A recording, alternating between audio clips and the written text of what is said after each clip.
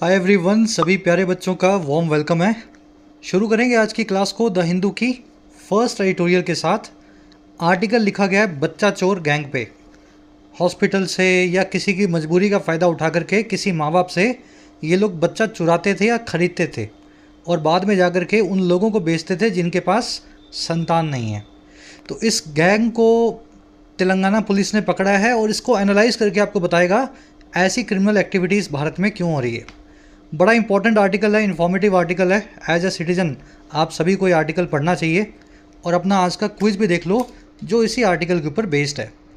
Article में आप सीखेंगे वोकैब, देखेंगे ग्रामर के कॉन्सेप्ट्स और जो भी आप पढ़ेंगे उस पर कॉम्प्रीहेंशन के क्वेश्चंस क्लास के लास्ट में आपको सॉल्व करने हैं। ठीक है, क्लास के लास्ट में इन क्वेश्चंस का आपको रिप्लाई मिलेगा। 10 में से आपको 10 नंबर मिलें, ये आपका ऑब्जेक्टिव होना चाहिए। पूरे मन से जोश के साथ में क्लास को शुरू करते हैं।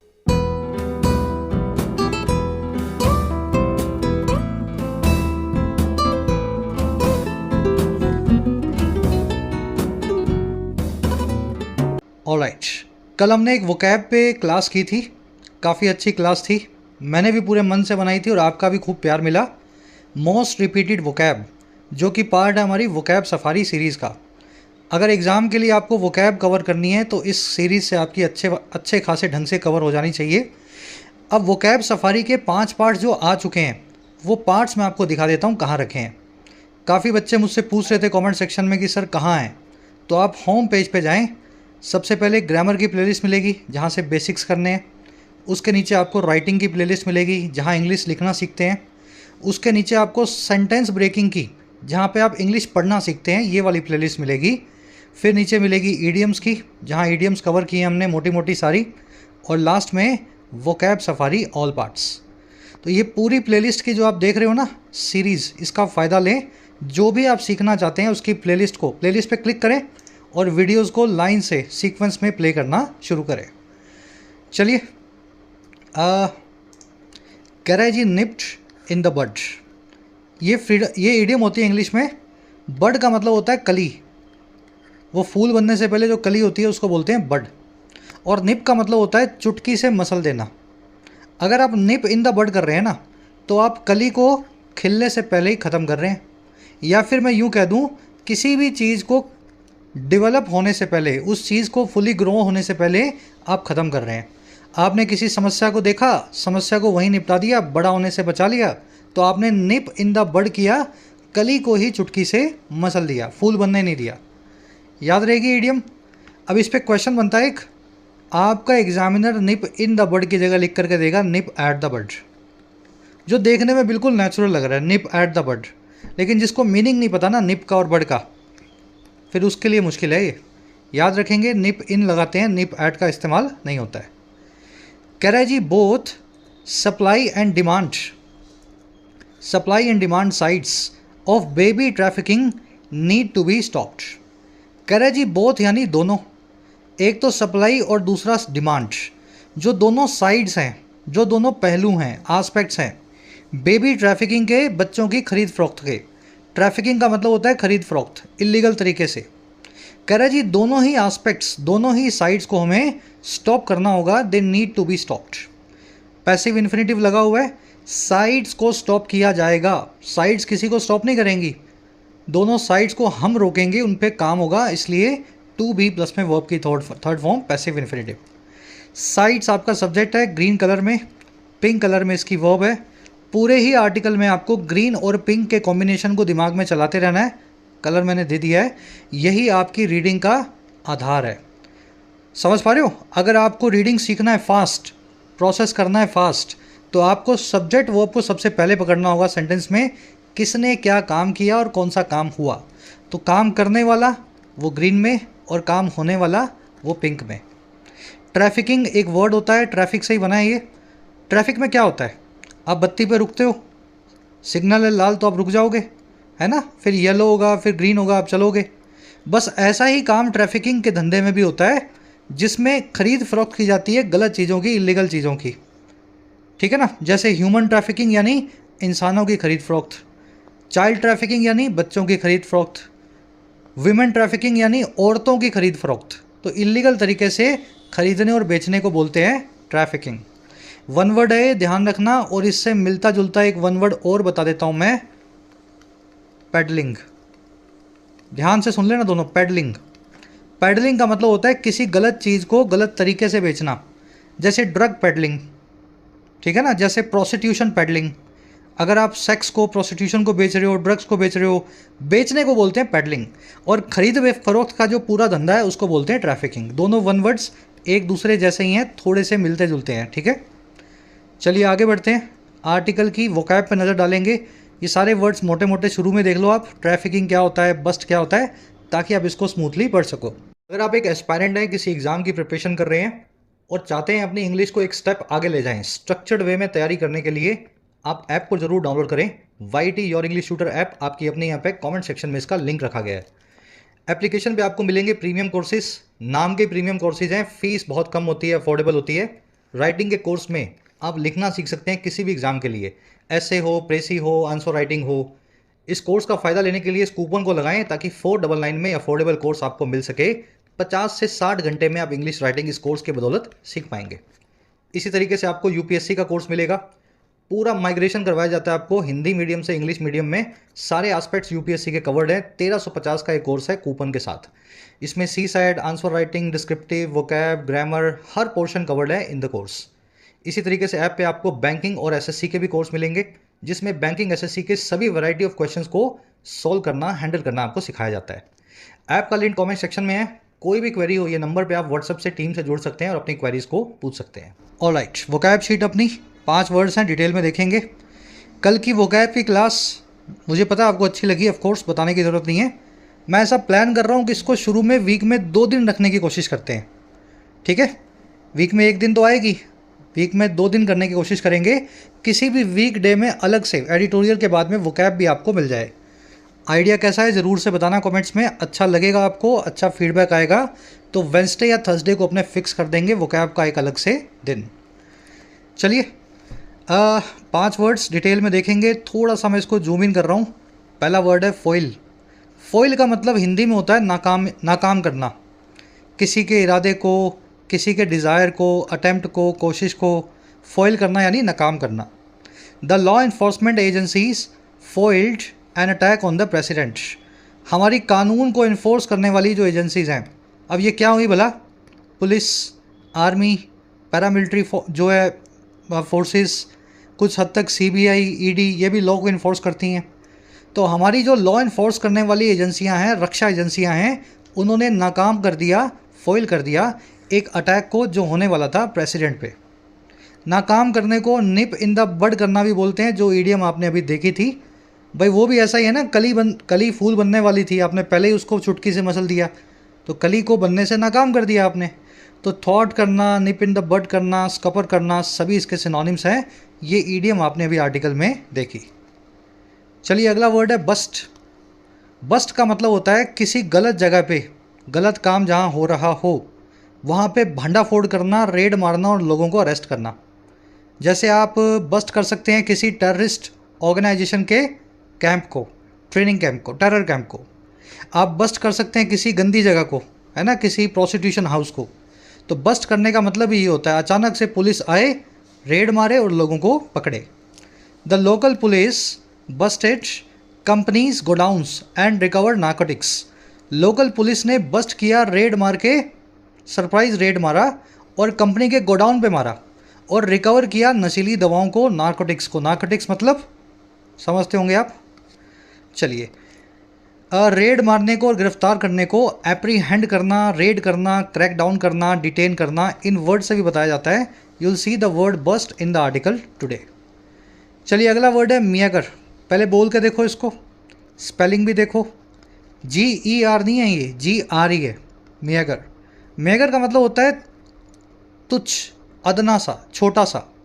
मियागर सम ऑफ मनी वो पैसा है जिसकी आपको ज़्यादा वैल्यू नहीं है, 2 रुपया, 5 रुपया, 10 रुपया, 50 रुपया। मियागर सम ऑफ मनी, ठीक है ना। मियागर वेज वो वेज है जो आपके लिए काफ़ी नहीं है, जो सैलरी में आपका काम नहीं चल सकता। His meagre wage is not enough to support 5 children. उसकी जो थोड़ी सी सैलरी है, अदनी सी सैलरी है, नामात्र सी सैलरी है, वो काफ़ी नहीं है सपोर्ट करने के लिए उनके 5 बच्चों को। चलो, म्यागर को पोल्ट्री भी बोलते हैं, स्कैंट भी बोलते हैं। आज आप पोल्ट्री नाम का वर्ड आर्टिकल में देखेंगे। ये पोल्ट्री है, पोल्ट्री वो वाला नहीं है। एक सेकेंड, POULTRY। थोड़ा थोड़ा साथ में स्पेलिंग्स बता के वर्ड्स का डिफरेंस बता रहा हूँ आपको। भाई ये भी पोल्ट्री है और ये भी पोल्ट्री है, लेकिन ये है नामात्र सा पोल्ट्री, और ये POUL वाला है, इसको बोलते हैं पोल्ट्री फार्म, जहाँ मुर्गे मुर्गियाँ और ये सब रखे जाते हैं काटने के लिए। ठीक है, चलिए अगला वर्ड है अपने पास लैक्स। लैक्स का मतलब होता है लचीला या ढीलेपन वाला। लूज बोल सकते हो, लीनियंट बोल सकते हो, ठीक है ना। इसका बिल्कुल उल्टा होता है स्ट्रिंजेंट, स्ट्रिक्ट या हार्ड, जो कड़ा हो। अगर किसी एरिया में सिक्योरिटी लैक्स है तो वहाँ पे हमले हो सकते हैं, क्योंकि लूज है ना, सिक्योरिटी लीनियंट है। और अगर सिक्योरिटी बहुत स्ट्रिक्ट है, बहुत स्ट्रिंजेंट है, तो वहाँ पे हमला होना बहुत मुश्किल है। तो ऐसे लैक्स और स्ट्रिंजेंट, लैक्स और स्ट्रिंजेंट ये दोनों एक दूसरे के एंटोनिम्स हैं। चलो यूज़ करके देखते हैं। The lax security on the airport can lead to terrorist attacks. जो ढीली सिक्योरिटी है एयरपोर्ट की, वो लीड टू कर सकती है, ले जा सकती है हमें टेररिस्ट अटैक्स की तरफ। नेग्लिजेंट और केयरलेस भी बोला जा सकता है लैक्स को। You will see this word again in the article today. चलिए सेकंड लास्ट वर्ड है अपना, लास्ट वर्ड ही है क्वेर। क्वेर जो है गाली भी है नाउन फॉर्म में, और वर्ब फॉर्म में क्वेर का मतलब होता है किसी चीज़ को रोकना, किसी काम को होने से रोकना। गाली कैसे है? क्वेर का मतलब होता है होमोसेक्सुअल। अब वैसे तो होमोसेक्सुअल गाली नहीं है, लेकिन गाली की फॉर्म में आप होमो ना बोल के क्वेर बोलें, समझ गए ना, तो आप उस आदमी को वल्गर लैंग्वेज में बुला रहे हैं। होमोसेक्सुअल समझते हैं ना, जो सेम सेक्स में इंटरेस्टेड होता है। क्वेर वर्ड का लिटरल मीनिंग होता है अनयूजुअल, जो थोड़ा सा अलग हो, जो हटके हो। होमोसेक्सुअल्स को अगर आप गाली देंगे तो आप उनको अनयूजुअल ही बोलेंगे, है ना। तो क्वेर वर्ड ऐसे कनेक्ट कर पाएंगे। चलिए वर्ब फॉर्म में आज आप आर्टिकल में यूज़ होता हुआ देखेंगे। दोनों मीनिंग्स मैं आपको दिखा देता हूँ। हिज इमेजिनेशन प्लेड अराउंड लिखना है यहाँ पे, ठीक है। His imagination played around that queer idea. उसकी जो सोच थी, जो कल्पना थी, वो प्ले अराउंड कर रही थी, इसी तरफ घूम रही थी, इसी तरफ प्ले कर रही थी, इस क्वेयर आइडिया की तरफ, इस अनयूजुअल या इस अलग हटके जो विचार है उसी की तरफ। मतलब आइडिया अपने आप में नॉर्मल नहीं है, बड़ा ही अतरंगी आइडिया है। अतरंगी बोल सकते हैं आप इसको, क्वेयर को। अतरंगी तो समझते होंगे ना, अजीबो गरीब।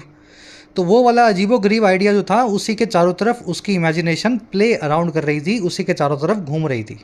तो ये तो नाउन वाला मीनिंग है, अतरंगी बोल दो या किसी को होमो बोल दो। अब वर्ब वाला भी देख लो। We plan to go on a picnic last Sunday. हमने प्लान किया था पिकनिक पे जाना पिछले रविवार को, but the rain queered the our pitch. लेकिन मौसम जो है, बारिश ने रोक दिया, क्वेयर कर दिया, हिंडर कर दिया, प्रिवेंट कर दिया आगे बढ़ने से हमारी पिच को, हमारे प्लान को। तो क्वेयर समवंस पिच, ये एक ईडियम अंग्रेजी में किसी आदमी के मंसूबों को नाकामयाब करना। ये फॉइल वर्ड जो है इसी का कनेक्टेड है। निप इन द बड करना इसी से कनेक्टेड है, लेकिन फिर भी अलग से बता रहा हूँ क्योंकि अलग से यूज़ हुआ है, ठीक है। किसी के भी पिच क्या होती है? जो आपने सोच रखा होता है, कुछ काम आप करोगे, कुछ बोलोगे, कहीं जाओगे, वो आपकी पिच होती है, ठीक है, जहाँ आप खेलने वाले हो। और क्वेयर करना यानी रोकना। अगर आपके पिच को क्वेयर कर दिया तो आपके रास्ते में रोड़ा बन गया है, आपका काम आगे बढ़ने से रुक गया। नए वर्ड्स हैं, थोड़ा दिमाग पे जोर डालो। जब 3-4 बार रीडिंग में आएंगे तभी आपके दिमाग में बैठेंगे। चलिए, अजीबो गरीब अतरंगी के लिए क्वेयर को बिजार या सेंट्रिक बोल सकते हैं। और अगर आप इसको रोकने की बात करें तो thought hinder sabotage. Thought hinder sabotage, ठीक है। ये रोकने के लिए तीनों वर्ड्स यूज़ होते हैं। चलिए, वो क्या आज की अच्छी है। जल्दी से अब आर्टिकल पे आते हैं। एक समरी आपको दें किस बारे में लिखा हुआ है। बच्चा चोर गैंग मैंने आपको बताई थी, दिल्ली के आसपास की है। और ये क्या करती थी? या तो ये किसी सरकारी अस्पताल से बच्चे को चुरा के भाग लेते थे। इस गैंग में महिलाएं भी हैं, कुछ लेडीज़ भी हैं। और या फिर किसी गरीब मजबूर माँ बाप का फ़ायदा उठा के, मजबूरी का कुछ पैसे दे करके उनसे उनका बच्चा खरीद लेते थे। और फिर क्या करते थे? उस बच्चे को जा करके सदर्न इंडिया में, मीलों दूर साउथ इंडिया में किसी माँ बाप को बेच देते थे जिनके पास बच्चा नहीं था। हमारा आर्टिकल कह रहा है कि ये जो पूरी घटना आप देख रहे हैं, इस गैंग को पकड़ा है, आगे भी ऐसी गैंग्स आएंगी, पकड़ी जाएंगी। ये सब हो क्यों रहा है? क्योंकि देश में बच्चे को अडॉप्ट करने का जो रूल बना हुआ है वो बड़ा कड़ा रूल है। 2-2 साल का मिनिमम पीरियड लगता है बच्चे के अडॉप्शन में। बहुत सारे ऑफिस से, बाबुओं से, ब्यूरोक्रेसी से आपको जूझना पड़ता है, और 2 साल बाद भी हो सके आपको बच्चा ना मिले, जैसा आपको चाहिए, जिस एज का चाहिए वैसा बच्चा ही ना हो। तो इस वजह से माँ बाप बच्चों को खरीदने के लिए ब्लैक मार्केट में जाते हैं, 1.5-2 लाख 5 लाख में बच्चा घर लेकर के आते हैं। ऐसी गैंग्स को बढ़ावा मिलता है। तो सरकार को इस दिशा में कुछ कदम उठाना होगा, नहीं तो ऐसी गैंग्स आएंगी, पकड़ी जाएंगी और फिर पैदा हो जाएंगी, है ना। चलिए, आज की टोन है एनालाइजिंग। इस गैंग के मॉडस ऑपरेंडी को और इनके मोटिव्स को एनालाइज कर रहा है, और साथ में सजेस्टिंग सरकार के लिए कुछ सजेशंस हैं इस सिचुएशन को रोकने के लिए। इजी आर्टिकल है, ज़्यादा दिमाग पे जोर आएगा नहीं, आराम से पढ़ना। कह रहा है जी, criminal activity is mostly driven by a combination of socio economic factors. कह रहा है जी, क्रिमिनल एक्टिविटी जो है, गैर कानूनी जो काम हैं, वो मोस्टली ड्रिवन होते हैं, उनको आगे ड्राइव किया जाता है, वो काम आगे बढ़ते हैं। ड्राइव करना, किसी चीज़ को आगे ले जाना ड्राइव करके। तो ये एक्टिविटीज़ जो हैं क्रिमिनल वाली, जो गैर कानूनी हैं, पैसिव वॉइस में ये ड्राइव होती हैं, ड्रिवन होती हैं, एक कॉम्बिनेशन के द्वारा, एक मिक्सचर के द्वारा, जो है कई सारे सोशो इकोनॉमिक फैक्टर्स का। इकोनॉमिक यानी आर्थिक, सोशियो यानी सामाजिक। तो कई सारे सामाजिक और आर्थिक फैक्टर्स हैं, रीजन्स हैं, जिनकी वजह से ये एक्टिविटियाँ बढ़ती हैं। अब वो रीजन्स क्या हैं, डैश लगा के बता रहा है। पॉवर्टी ऑन वन एंड, एक एंड में देखें, एक तरफ देखें तो गरीबी कारण होता है। वेल्थ ऑन द अदर, और दूसरे तरफ होता है on the other side wealth यानी पैसा। और या फिर क्या होता है, एंड अनमेट नीड्स और डिज़ायर्स, ऐसी ख्वाहिशें और ज़रूरतें जो आपकी अनमेट हैं, जो आप पूरी नहीं कर पा रहे हैं, मीट नहीं कर पा रहे हैं। अनमेट यानी अनसेटिस्फाइड, अनफुलफिल्ड। तो क्रिमिनल अगर कोई एक्टिविटी होती है ना, तो उसके दो ही कारण होते हैं, या तो बहुत मजबूरी में करता है कोई आदमी पॉवर्टी की वजह से, या फिर मजबूरी नहीं होती है तो उसको पैसा कमाना होता है, वेल्थ कमानी होती है, या उसके कुछ ऐसे डिज़ायर्स होते हैं जो पूरे नहीं हो पाते हैं, उसको गाड़ी लेनी है, उसको, ठीक है ना, कुछ काम करना है बड़ा ज़िंदगी में, तो इसलिए वो क्रिमिनल क्राइम की दुनिया में आता है। सिंपल सेंटेंस, एक्टिविटी की वर्ब है इज़ ड्रिवन, पैसिव वॉइस में। अनमेट नीड मैंने आपको बता दिया, जो नीड्स पूरी ना हो पा रही हों, अनमेट होती हैं। अच्छा, कह रहा है जी, the recent inter state baby smuggling racket that was busted by the Telangana police should be seen under this lens. कह रहा है रिसेंट में जो inter state baby smuggling racket जो है, देखिए इंटर का मतलब होता है पार, है ना। जैसे मान लीजिए 5 स्टेट हैं और इन 5 स्टेट का व्यापार हो रहा है आपस में, तो ये इंटर स्टेट जो है व्यापार है या ट्रेड है। इसका बिल्कुल उल्टा होता है इंट्रा। इंट्रा यानी अंदर ही अंदर। इंटर स्टेट में एक स्टेट दूसरी स्टेट से करेगी, इंट्रा स्टेट में स्टेट के अंदर ही एक जगह से दूसरी जगह में व्यापार होगा। तो कह रहा है ये जो inter state baby trafficking racket है, बच्चों को खरीद फरोख्त करने वाला जो रैकेट है, रैकेट समझते हैं ना, बदमाशों का ग्रुप कहलाता है रैकेट, है ना, जिसमें कुछ लोग जुड़े हों, गलत काम कर रहे हो। कह रहा है जी, जिसको बस्ट किया गया था, पकड़ा गया था, अरेस्ट किया गया था तेलंगाना पुलिस के द्वारा, कह रहा है जी इसको भी देखा जाना चाहिए, इस रैकेट को भी शुड बी सीन होना चाहिए, पैसिव वॉइस में देखा जाना चाहिए, इसी लेंस के नीचे, इसी निगाह के तले। तो ऊपर जो लाइन हमने बताई है, क्रिमिनल एक्टिविटी क्यों होती है, इसी निगाह से, इसी व्यू पॉइंट से आप इस लेंस को भी देखें, इस जो है रैकेट को भी देखें। रैकेट की वर्ब है शुड बी सीन, दैट की वर्ब है वॉज बस्टेड। दैट आया है रैकेट के लिए, बस्ट करना यानी किसी को पकड़ना, रेड मार के छापा मारना, है ना। अंडर दिस लेंस यानी इस लेंस से या इस नज़रिए से आपको देखना है। इस रैकेट में एक तरफ आपको गरीबी मिलेगी, जो माँ बाप बेचते हैं बच्चों को, और दूसरी तरफ खरीदने वालों की वेल्थ दिखेगी, जो पैसा कमाना चाहते हैं, अपने डिज़ायर पूरा करने के लिए बच्चों को खरीदते हैं। चलिए, कह रहा है जी, while news of baby smuggling rackets dominate headlines from time to time, blowing the lid of this network has revealed chilling subterranean levels of operation। कह रहा है जी, वाइल यानी जहाँ, जो खबरें हैं, न्यूज़ है बेबी स्मगलिंग रैकेट्स की, बेबी को खरीदने और बेचने वाले जो गुनाह के जो रैकेट्स हैं, है ना, क्रिमिनल जो ऑर्गेनाइजेशंस हैं, कह रहा है ऐसी जो न्यूज़ है इन रैकेट्स की, ये डोमिनेट करती हैं, हावी होती हैं हेडलाइंस पे, वक्त पे, फ्रॉम टाइम टू टाइम। हर कुछ दिनों, महीनों, सालों से आपको ऐसा कोई रैकेट जो है अखबारों में सुनने को मिलेगा, बच्चे पकड़ने वाला, बच्चों को बेचने वाला। कह रहा है जी, जहाँ ऐसा है वहीं पे हुआ क्या, हुआ ये कि जो ब्लो द लिड ऑफ करने का काम है, देखिए ब्लो का मतलब होता है हटाना, धक्का मार के, और लिड का मतलब होता है ढक्कन, और ओ डबल एफ ऑफ का मतलब होता है दूर। किसी चीज़ का ढक्कन उतारना यानी किसी चीज़ को भंडा फोड़ करना, सबके सामने लाना। कह रहे वहीं जो भांडा फोड़ करने का काम है, ब्लो द लिड ऑफ करने का काम है इस नेटवर्क का, इस रैकेट का, उसने रिवील किया है, इस चीज़ को बताया है। और किस चीज़ को? चिलिंग यानी डराने वाला, ऐसी चीज़ जो आपको चिल्ड कर दे, डरा दे, एकदम आप जम जाए, है ना। सब टेरेनियन लेवल्स को, भूमिगत लेवल्स को, सीक्रेट लेवल्स को, जो है इनके काम धंधे का, ऑपरेशन का। अगर इनका ऑपरेशन देखें तो आप कई लेवल्स हैं उसमें, ऊपर कोई और आदमी है, उसके नीचे फिर 5 आदमी है, उसके नीचे फिर 10 आदमी है। तो सब टेरेनियन लेवल्स हैं, सीक्रेट लेवल्स हैं इनके काम करने के, धंधे के, ऑपरेशन के। और ये वो लेवल्स हैं जो स्पैन करते हैं, रेंज करते हैं सेवरल स्टेट्स में, कई राज्यों में। बिहार से बच्चा उठाया, दिल्ली लाए, दिल्ली से साउथ में ले गए, वहाँ बेच दिया, पेमेंट आ रही है मुंबई के अकाउंट में, आदमी दिल्ली में बैठा है। इस तरीके से सब टेरेनियन लेवल से पूरा काम हो रहा है, एकदम सिस्टमैटिक लेवल में, बच्चों को उठाने और बेचने का। न्यूज़ की वर्ब है डोमिनेट। डोमिनेट हेडलाइंस मतलब हेडलाइंस में हावी होना। फ्रॉम टाइम टू टाइम मतलब वक्त वक्त पे। ब्लोइंग द लिड ऑफ, जो इस काम है ब्लो करना, इसकी वर्ब है has revealed. Blow the lid of something, किसी चीज़ का भांडा फोड़ करना, किसी छुपी हुई चीज़ के ऊपर का लिड यानी ढक्कन उड़ा देना, ब्लो कर देना। ठीक है ना, ऐसे ईडियम बनी है ये। सब टेरेनियन, इस वर्ड को ब्रेक करें। देखिए टेरा जो है ना, टेरा इसका मतलब होता है धरती, अर्थ, और सब टेरेनियन यानी अंडरग्राउंड। अगर किसी चीज़ के सब टेरेनियन लेवल्स हैं तो उस चीज़ के अंदर अंडरग्राउंड या छुपे हुए लेवल्स हैं, भूमिगत। समझ पा रहे हो ना। सब मतलब नीचे, टेरा यानी ज़मीन, सब टेरेनियन मतलब ज़मीन के नीचे के लेवल्स, छुपे हुए लेवल्स। चलिए इसको सीक्रेट बोल सकते हैं अगर आप आसान भाषा में समझना चाहें तो, सब टेरेनियन को। स्पैन करना यानी रेंज करना। Karachi and interstate gang smuggled children from Delhi and Pune and sold them to prospective parents in Telangana and Andhra Pradesh.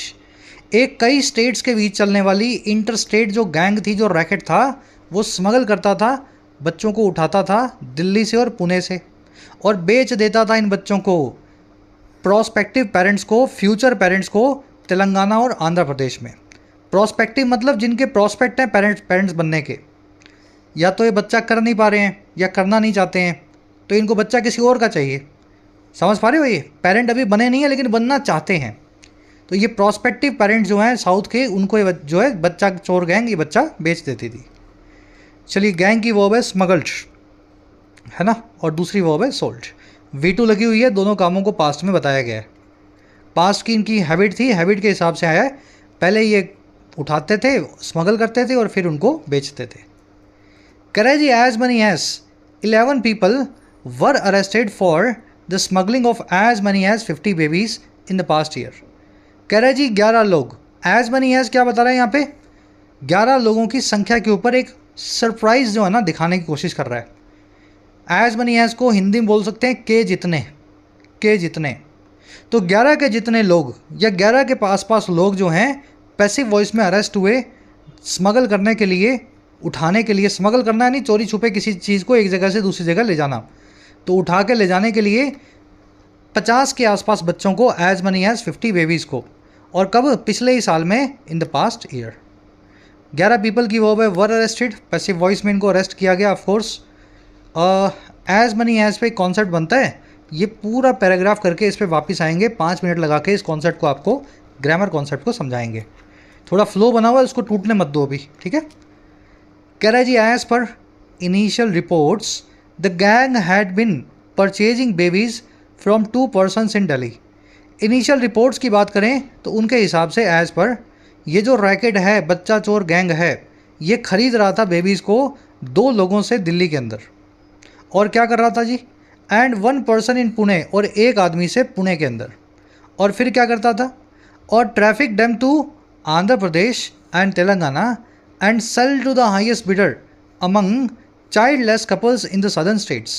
और ट्रैफिक करता था उनको आंध्र प्रदेश में और तेलंगाना में, और बेच देता था हाईएस्ट बिड करने वाले लड़के को, आदमी को या कपल को, चाइल्डलेस कपल्स को, सदर्न स्टेट्स में, साउथ के राज्यों में। तो बोली लगती थी बच्चों की, जो ज़्यादा पैसे देगा उसको देंगे बच्चा। तो ये काम ये लोग कर रहे थे। गैंग की वर्ब है हैड बिन परचेजिंग, ठीक है। पर्सन किसी का सब्जेक्ट नहीं है, इसकी कोई वर्ब नहीं है।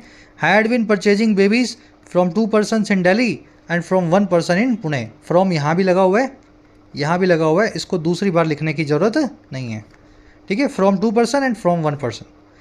गैंग की दूसरी वर्ब है ट्रैफिक और गैंग की तीसरी वर्ब है सेल। टेक्निकली सेंटेंस में एरर है। अगर ये एसएससी का क्वेश्चन होता या बैंक का पीओ का क्वेश्चन होता तो यहाँ लिखना पड़ता ट्रैफिकिंग और यहाँ लिखना पड़ता सेलिंग। गैंग खरीद रहा था और फिर ट्रैफिक कर रहा था और फिर बेच रहा था। अब तो पकड़ा गया ना, अब कैसे बेचेगा? तो ट्रैफिक और सेल मत लिखो आप, अब ये काम नहीं कर सकता ये, अब तो ये पकड़े गए। तो ये खरीद रहे थे, बेच रहे थे, ट्रैफिक कर रहे थे। हैड बिन खरीदिंग यानी purchasing, had been trafficking and had been selling. तो ये पैरेललिज्म की एरर है सेंटेंस में, मीनिंग नहीं निकलेगा अगर ऐसे वर्ब्स को रखोगे तो। चलो एक दो एरर इसको माफ़ कर देते हैं अपने, है ना, इसका तो एग्ज़ाम नहीं है एसएससी का। आपकी तो नॉलेज ऐसी होनी चाहिए, आप एरर्स देखो और देख के पकड़ लो। सर ये अखबार देखो, इसमें गलत लिखा हुआ है एग्जामिनर ने, है ना, एडिटर ने। बस यही नॉलेज को आपको ऑन करना है, और वो गलत हो उसको आपको कहीं से पूछना ना पड़े। मैं आपको बता रहा हूँ तो वो आपकी नॉलेज ही बन जाए, इसलिए मैं आपको लॉजिक देता हूँ। फिर से मुड़ के मेरे पास मत आओ सर ये कैसे बताया। हर चीज़ का लॉजिक आपको इसीलिए दिया जाता है, आप उस नॉलेज को ऑन करें, उसके मालिक बने और उसको लॉजिक के साथ में आगे बता सकें। Karaji, it is learnt that the rate for a baby could be between 1.8 lakh and 5.5 lakhs। ऐसा पता लगा इट इज़ learnt कि जो रेट है बेबी के लिए वो हो सकती है 1,80,000 से 5,50,000 के बीच, between this and this. Netting the brokers between 50,000 and 1 lakh as commission. Net करते हुए, प्रॉफिट करते हुए ब्रोकर्स को, इन बिचौलियों को 50,000 से 1 लाख रुपया कमीशन के तौर पे। नेट करना यानी नेट प्रॉफिट कमाना, वहाँ से वर्ब निकाली गई है। इट की वर्ब है इज लर्न्ड, रेट की वर्ब है could be. 3 women in the gang had apparently been booked for the same offence earlier. तो 3 औरतें इस गैंग की जो हैं ज़ाहिरी तौर पे अपेरेंटली बुक हुई थी, गिरफ्तार हुई थी इसी गलत काम के लिए, इसी ऑफेंस के लिए, गुनाह के लिए, इससे पहले भी। सवाल ये कि बाहर कैसे आई, है ना। विमेन की वर्ब है हैड बिन बुक्ड, बुक करना, किसी को गिरफ्तार करना, किसी के ऊपर एफआईआर करना, केस चलाना। इन औरतों पे पहले भी केस चल चुका है, ज़ाहिरी तौर पे हमें ये पता लगा है। चलिए अब उस कॉन्सेप्ट पे आते हैं जो ऊपर छोड़ के आए हो। देखो आपको ये तो पता होगा मैनी और मच दो जो है एडजेक्टिव्स हैं। मैनी लगता है काउंटेबल नाउन्स से पहले, मच लगता है अनकाउंटेबल नाउन्स के लिए। तो एज मैनी एज और एच मच का, एज मच एज को आपको ऐसे ही इस्तेमाल करना है काउंटेबल और अनकाउंटेबल नाउन को देख करके। He scored as many as 5 goals in a single match. उसने स्कोर किया 5 के जितने गोल्स को सिंगल मैच में। एज मैनी एज का कुछ ज़्यादा मीनिंग नहीं है यहाँ पे, एज मच एज का। स्कोर तो उसने 5 ही गोल्स किए हैं, लेकिन 5 नाम की संख्या पे या 5 गोल्स पे हैरानी जताने के लिए आप लिख रहे हैं एज मच एज। अब देखो गोल्स को गिना जा सकता है, 1 गोल, 2 गोल, 10 गोल। तो जिसको गिना जा सकता है वो काउंटेबल होगा, जिसको 1, 2, 5, 10 गिन सकें वो काउंटेबल होगा। तो गोल्स के लिए मच लग सकता है क्या? नहीं लगेगा, आपको लगाना पड़ेगा मैनी। यहाँ लिखेंगे he scored as many as 5 goals in a single match. बड़ा सिंपल कॉन्सेप्ट है ये, आपको अब सिंपल लग रहा होगा, लॉजिकली बता रहा हूँ ना तो सिंपल लगेगा। अब लॉजिकली अगला वाला सेंटेंस देखो, as many as 10 liters of milk is required to make the cheese for the festival. 10 litre के जितना, एज मनी एज 10 लीटर के जितना दूध जो है रिक्वायर्ड है, बना ज़रूरी है चीज़ बनाने के लिए, पनीर बनाने के लिए इस फेस्टिवल पे। मिल्क को काउंट कर सकते हो, 10 लीटर मिल्क काउंट कर सकते हो इसको? बिल्कुल कर सकते हो, 10 लिखा तो हुआ है, 1 लीटर, 2 लीटर, 5 लीटर, 10 लीटर। ध्यान दे लेना, जब भी किसी चीज़ को काउंट करने के लिए नंबर के साथ में कोई यूनिट लानी पड़े, लीटर, किलोमीटर, मीटर, सेकंड, घंटा, जब भी किसी यूनिट को काउंट करने के लिए एक और यूनिट को लाना पड़े तो वो यूनिट अपने आप में अनकाउंटेबल है। अगर मिल्क को मुझे काउंट करना ही था और ये काउंटेबल होता तो फिर कुछ ऐसा होता, 1 मिल्क, 5 मिल्क। ऐसा कभी होता है क्या? 10 दूध, 15 दूध ले आओ, 15 चीनी ले आओ, नहीं, 10 लीटर दूध ले आओ, 15 किलो चीनी ले आओ। तो जब भी लीटर, किलो, सेकंड, घंटा, है ना, ऐसा कुछ लगाना पड़े किसी यूनिट के आगे, तो फिर वो यूनिट अनकाउंटेबल बन जाती है, क्योंकि उसको काउंट करना होता तो सीधे ही कर लेते, जैसे गोल्स को आपने 5 लिख करके काउंट किया था। तो आपको लॉजिकली पता लग गया कि मिल्क जो है लीटर लगने की वजह से ये एक अनकाउंटेबल नाउन है। काउंट करना होता तो लीटर के बिना ही हो जाता फिर। चलो अब ये बताओ, अनकाउंटेबल नाउन के आगे मनी लगाएंगे? नहीं लगाएंगे, तो क्या लिखना चाहिए यहाँ? As much as. लॉजिकली सीख रहे हो ना भाई, है ना? ऐसे इस तरीके से सीखो कि आप खुद दूसरे को बता सको, पढ़ा सको। चलो, she doesn't drink as much as water she used to. वो नहीं पीती है उतना पानी, एज मच एज उतना पानी जितना पहले पीती थी। वाटर को काउंट नहीं कर सकते हैं, लीटर या है ना मिलीलीटर में काउंट करना पड़ेगा, यूनिट आएगी अलग से। तो यहाँ पे एज मच एज वाटर बिल्कुल करेक्ट है, इसमें कोई भी झंझट कोई भी दिक्कत नहीं है। एज मनी एज गलत हो जाएगा, as much as is correct. The team lost the match by as much as 20 run in the finals. Team match को हार गई 20 रन के आसपास से फाइनल मैच में। 20 रन को सीधे ही गिन लिया आपने, 1 रन 15 रन 20 रन, तो सीधे गिन रहे हो तो काउंटेबल है। काउंटेबल है तो मच का काम नहीं है, यहाँ लगाना पड़ेगा as many as. As much as 300 species of birds can be found in this region. 300 के आसपास स्पीसीज जो हैं, प्रजातियां जो हैं पक्षियों की, ढूंढी जा सकती है इस रीजन में। अब यहाँ कन्फ्यूजन होगी आपको, सर बर्ड्स के लिए तो स्पीसीज आया है ना, इसका वो हो गया, ये यूनिट हो गया। यूनिट नहीं हुआ, 300 बर्ड्स के लिए आया ही नहीं है, 300 आया है स्पीसीज के लिए। बर्ड्स की 300 प्रजातियों को पाया गया इस रीजन में, बर्ड्स को नहीं पाया हमने। बर्ड्स तो 3000 भी हो सकते थे, 30,000 भी हो सकते थे, 3 लाख भी हो सकते थे। नंबर ऑफ बर्ड्स की बात नहीं हो रही, बर्ड्स कितने टाइप के थे, कितनी प्रजातियों के थे, कितनी स्पीसीज़ के थे, उसके लिए 300 आया। और स्पीसीज़ को आपने सीधे गिन लिया 300 से, 1 स्पीसीज़, 5 स्पीसीज़, 10 स्पीसीज़, 300 स्पीसीज़। समझ पा रहे हो ना? तो इसका मतलब ये हुआ जी स्पीसीज़ काउंटेबल है, और एज मच एज गलत हो जाएगा, यहाँ लगेगा एज मनी एज। एकदम लॉजिक के साथ में क्लियर कट आपको कॉन्सेप्ट सीखना है, जो आप सीख भी चुके हैं। लास्ट क्वेश्चन को खुद से अटैम्प्ट करेंगे, एज होमवर्क आपको दे रहा हूँ। Even at full throttle the car could run at a speed of as many as 200 kilometres per hour. यहाँ तक कि फुल थ्रोटल पे, फुल रेस पे कार जो है वो रन कर सकती थी इस स्पीड पे, जो स्पीड थी किसके जितनी, 200 किलोमीटर पर आवर के जितनी। ठीक है, एज मनी एज लगाओगे आप स्पीड के लिए। अब चेक करके मुझे बताओ, क्या स्पीड काउंटेबल है या अनकाउंटेबल है, या इसको अलग से यूनिट चाहिए? यूनिट चाहिए तो उसके हिसाब से लगाओ, नहीं चाहिए तो देख लेना। वैसे आपको बता दूं मैं, ये किलोमीटर पर आवर ये यूनिट ही होती है। For your general knowledge, kind information, kilometre per hour एक यूनिट ही होती है ना। चलो बढ़े आगे। आगे कह रहा है जी, further investigation will reveal how the babies were procured. और आगे की जो इन्वेस्टिगेशन है, जांच है, वो रिवील करेगी, भंडाफोड़ करेगी, बताएगी कैसे इन बेबीज़ को प्रोक्योर किया जाता था, कैसे खरीदा जाता था। But this is not the first time such rackets have been Busted. लेकिन ये फर्स्ट टाइम नहीं है, पहली दफ़ा नहीं है, this is not the first time ऐसे रैकेट्स को बर्स्ट किया गया है, ऐसे रैकेट्स का भंडाफोड़ किया गया है या इनको पकड़ा गया है। बाद में पता लगेगा ये कैसे खरीद फरोख्त करते थे, लेकिन पहली बार नहीं पकड़े गए हैं, ऐसे पहले भी पकड़े जा चुके हैं। इन्वेस्टिगेशंस की वर्ब है विल रिवील, बेबीज़ की वर्ब है वर प्रोक्योर्ड। प्रोक्योर करना, परचेज करना, बाय करना एक ही बात है, खरीदना। दिस की वर्ब है इज, रैकेट्स की वर्ब है have been Busted. Passive voice लगा हुआ है, बस्ट वर्ब आप जानते हैं। कह रहे जी there is no reason to believe that the reasons were any different. कोई भी रीज़न नहीं है, कोई भी कारण नहीं है ऐसा मान लेने का, बिलीव कर लेने का कि जो रीजन्स हैं बेबी की खरीद फरोख्त के, बेबीज़ की, वो इस बार कुछ भी डिफरेंट होंगे या कुछ भी अलग होंगे। हमने बार बार ऐसी बच्चा चोर गैंगें देखी हैं और सबके रीज़न सेम होते हैं। अब वो रीजन्स आपको बताएगा क्या क्या रीजन्स हैं खरीदने और बेचने वाले दोनों के। देखो, पहला रीज़न है poverty of the biological parents in many cases. गरीबी है जो बायोलॉजिकल पेरेंट्स की, बायोलॉजिकल मतलब जिन्होंने जन्म दिया है बायोलॉजी को यूज़ करके, है ना, उन पेरेंट्स की गरीबी जो है वो पहला रीज़न होता है। Urging them to sell their newborns, जो उनको अर्ज करती है, मजबूर करती है, फोर्स करती है कि वो सेल कर दें अपने नवजात बच्चे को। और क्यों? फॉर अ पाल्ट्री सम, एक छोटे से अदने से नाम मात्र से सम के लिए, पैसे के लिए। तो ये रीज़न है बेचने वालों का।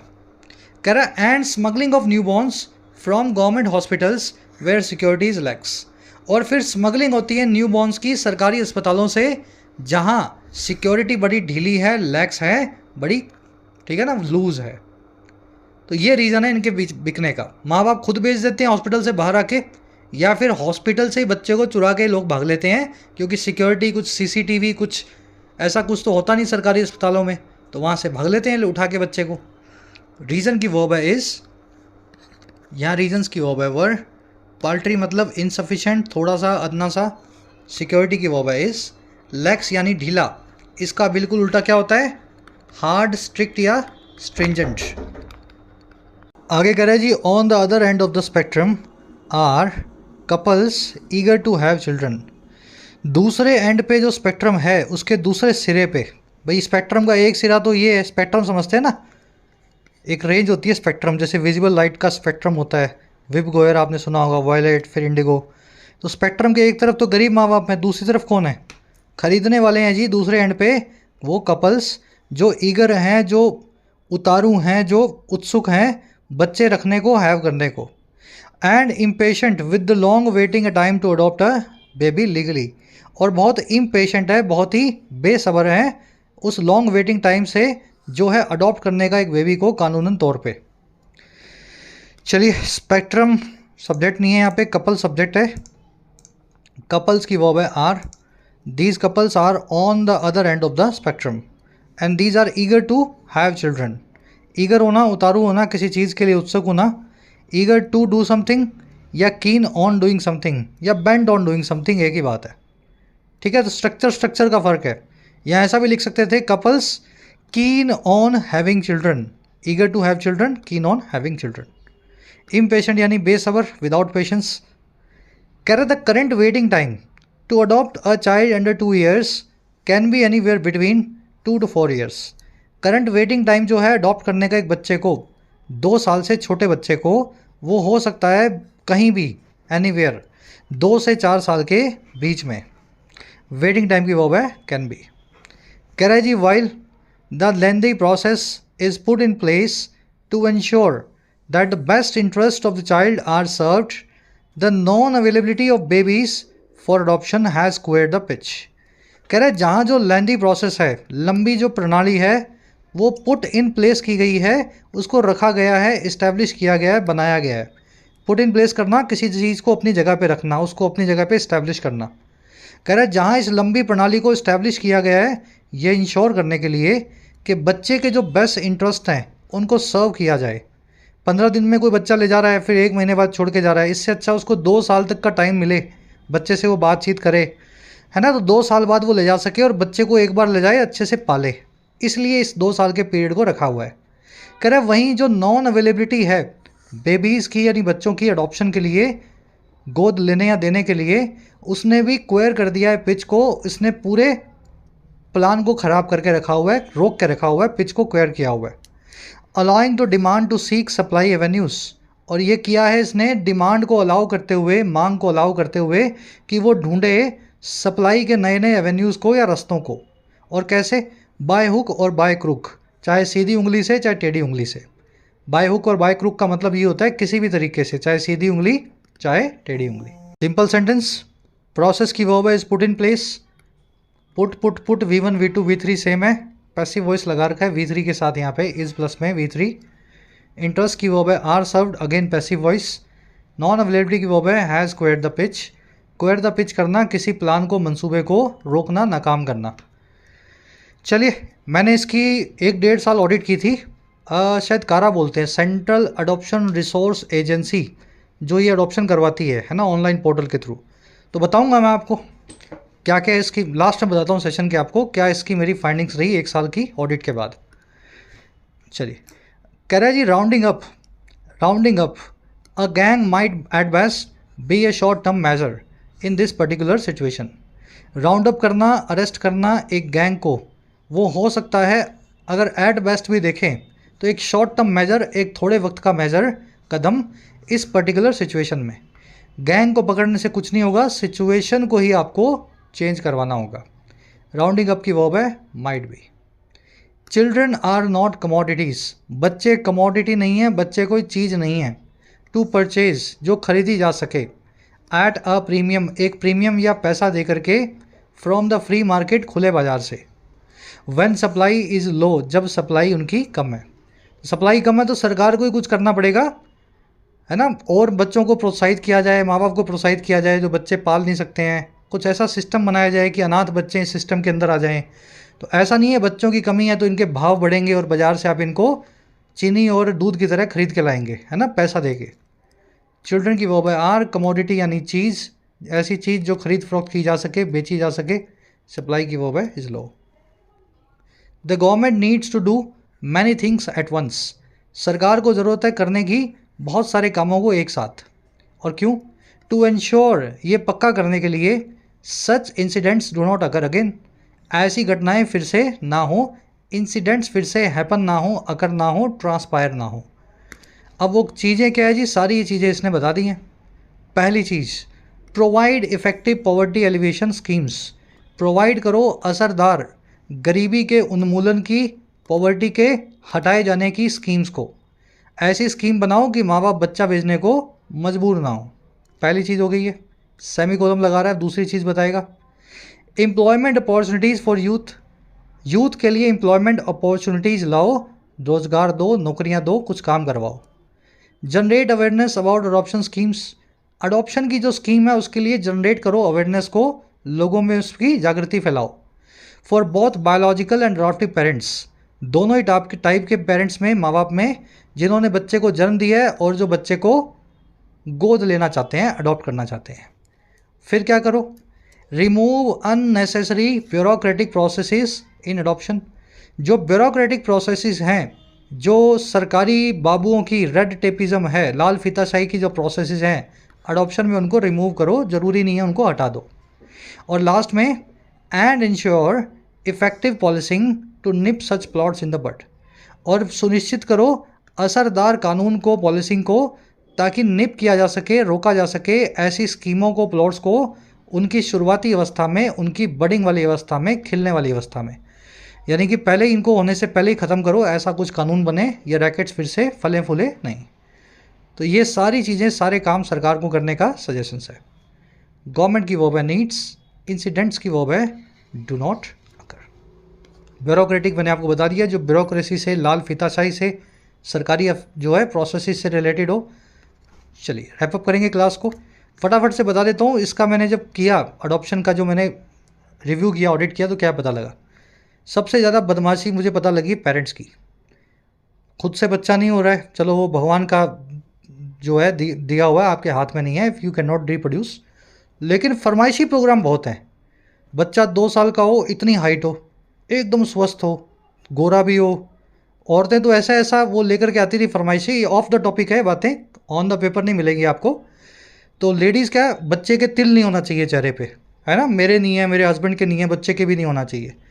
ये लोग करते हैं सोशल प्रेशर्स में आकर के, कि ऐसा ना हो हमारा बच्चा अलग कलर का हो, ब्लैक हो, वाइट ना हो, या ज़्यादा गोरा हो, तो लोग हमसे ये ना कहें कि आपने बच्चा कहीं और से लाए हैं। तो माँ बाप की प्लानिंग ये होती है कि 6 महीने के लिए वो कहीं बाहर जाएंगे, किसी को पता नहीं होगा, और वहाँ से बच्चा जब अडॉप्ट करके लाएंगे और बोलेंगे कि हमारा ही बच्चा है, और हमारे जैसा ही दिखता होगा, तो वो बच्चे को, तो ये नहीं होना चाहिए सोशल प्रेशर। और ये फरमाइशी प्रोग्राम्स की वजह से जो बच्चे सांवले हैं, जो बच्चे काले हैं, उनका अडॉप्शन नहीं हो पाता। ये सच्चाई है, गहरी सच्चाई, गंदी सच्चाई, इस अडॉप्शन प्रोग्राम को जब मैंने रिव्यू किया उसकी। चलिए अब आते हैं अपने क्विज़ पे। क्विज़ कहता है जी, आपसे पहला क्वेश्चंस, इनमें से कौन सा कदम सजेस्ट नहीं किया गया है ऑथर के द्वारा बेबी ट्रैफिकिंग को रोकने का? 4 में से ऐसी कौन सी चीज़ है जिसको करने की सलाह नहीं दी गई है? बाकी 3 की सलाह आपको मिलेगी। इम्प्लीमेंट करेंगे और स्ट्रिक्ट अडॉप्शन लॉज को, ये कहा गया है या नहीं कहा गया है? प्रोवाइड करेंगे पॉवर्टी एलिवेशन स्कीम्स को, गरीबी उन्मूलन के कार्यक्रमों को। जनरेट करेंगे जागृति को अडॉप्शन स्कीम्स के बारे में, या इंश्योर करेंगे असरदार पॉलिसिंग को, कानून को, ऐसी रैकेट्स को रोकने का। खुद से ट्राई दो इसको, पॉज कर दो वीडियो को यहीं पे। देखो जी, ये तीनों चीज़ों के बारे में कहा गया है, इसके बारे में नहीं कहा गया। अडॉप्शन के लॉज ऑलरेडी बहुत स्ट्रिक्ट है भारत में, बड़ा इजीली आप अडॉप्ट नहीं कर सकते हैं। तो इनको और स्ट्रिक्ट नहीं बनाना। 2-2 साल का तो मिनिमम दिया हुआ है जो वेटिंग पीरियड, उस 2 साल को 6 महीने करो। जिनको बच्चा चाहिए, जो ले सकते हैं, पाल सकते हैं, समृद्ध हैं, अच्छे घर के हैं, उनको बच्चा दे दो। तो इम्प्लीमेंट करना स्ट्रिक्टर लॉज को, ऐसा कहीं भी आर्टिकल में नॉट मेंशन्ड। चलो नेक्स्ट पे आ जाओ। इनमें से कौन सी चीज़ डिस्क्राइब करती है पर्सपेक्टिव को, नज़रिए को ऑथर के, जो है बेबी ट्रैफिकिंग को इरेडिकेट करने का।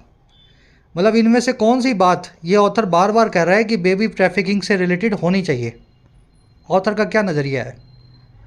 देखो, ट्राई तो खुद से देनी पड़ेगी। मैं मीनिंग कितना भी करवा लूँ, एग्ज़ाम आपको देना है। वीडियो को पॉज करो, खुद से ट्राई दो, फिर बता देता हूँ आपको मैं आंसर। देखो, ये तो ना ये कह रहा है कि सरकार की जिम्मेदारी है बेबी ट्रैफिकिंग को रोकना, ना ये कह रहा है कि ज़्यादा हार्श पनिशमेंट रखो इसके लिए, ना ये कह रहा है कि डिमांड साइड ज़्यादा इंपॉर्टेंट है, बच्चों को लेकर के आओ, है ना, ताकि उनका अडॉप्शन हो, ताकि ये बाजार बंद हो। ये कह रहा है कि आपको मल्टी फैसेटेड अप्रोच रखनी है, अलग अलग पहलुओं वाली एक अप्रोच रखनी है, वो ज़रूरी है इसको रोकने के लिए। उसमें गरीबी उन्मूलन भी करना है, रोज़गार भी देना है लोगों को, अवेयरनेस भी फैलानी है ना, सब काम एक साथ करने होंगे। मल्टी फैसेटेड अप्रोच की ज़रूरत है सरकार को इसको रोकने की। थोड़ा सा अच्छे लेवल का क्वेश्चन था, सी आंसर बनेगा आपका। अब बाकी के खुद करने हैं आपको। इलीगल बाइंग सेलिंग को खरीद फरोख्त के लिए क्या वन वर्ड है?